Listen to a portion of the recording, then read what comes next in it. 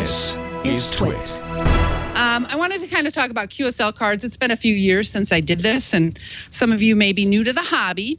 So once you get out there and start contesting and DXing, you're probably going to start to get nice little stacks of cards in from the Bureau.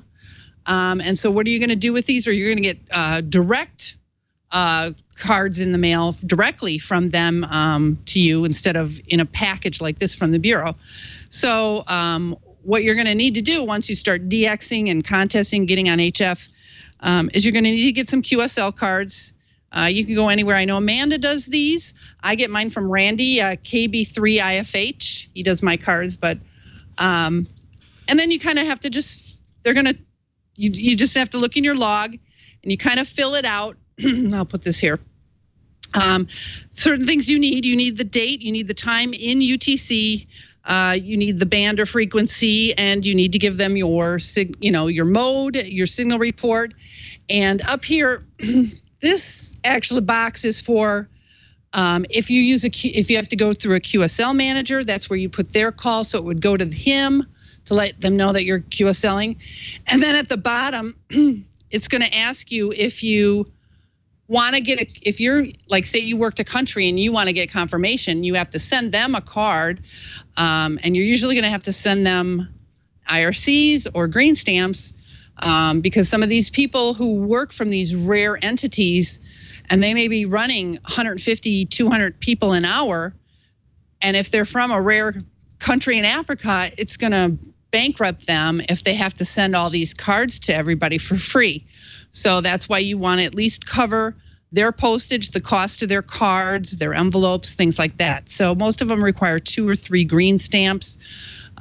So when you go to their QRZ page, they'll usually tell you if they use a QSL manager, or if you can send it direct, or if you can go through the Bureau, which is the cheapest way to do it. But if you want to get a card quickly and you want to send it direct, then you want, or even through the Bureau, if you want a card back, you want to circle the PSE, please QSL. That means that you want them to send you a card back. If they sent you a card and you're just sending them a back, then you just hit the TNX, thanks. So they don't have to send you a card back. And then what you do is you get, they look the same. Here, I'll put them up here. These are my airmail envelopes, but if you notice, one's a little bit bigger than the other. See that? And so you can put one inside the other. Now I get November 2, MikeZuluZulu.com sells these. So you can sell the inner and the outer, so to speak. That's William Plum. He'll sell these. He's a ham. And what you do is you obviously put your address, and then I put my address up in the upper. So I always get labels because it really goes a lot faster when you have labels. So I'll address it to myself, from myself. And then I put my QSL card in, the envelope they're going to send back to me. But before I do, I write my call sign on that envelope. And I'll show you why in a second, but I'll put my card in there. Now say he requires 3 green stamps. It's not good to send cash through the mail, but sometimes it's unavoidable because they'll only take green stamps. So you put a few bucks in there,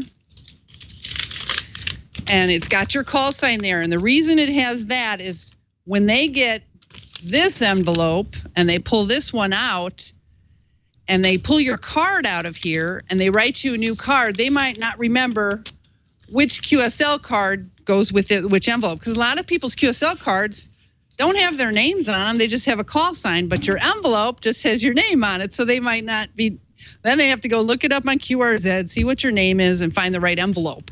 So it's just a lot easier for them in case they do separate from each other, that they know which envelope. So I always do that as a little trick. And then when I put this in here, I put it in upside down, because if I put it in this way and it's in there, when they come through with their little letter opener, it could accidentally rip this one open too. So I just put this one in upside down,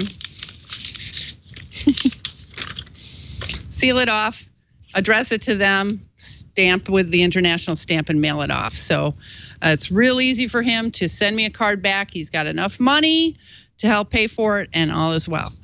Now, if you can do the bureau, if you can wait for the bureau, or they only want to get it back by the bureau, that's really easy. You fill all your cards out, and when you're done and you're ready to send them to the bureau, you're probably going to want to let them stack up, because you have to pay a $6 fee and then a weight charge. So the more cards you have, that $6 weight charge gets distributed, a lot easier.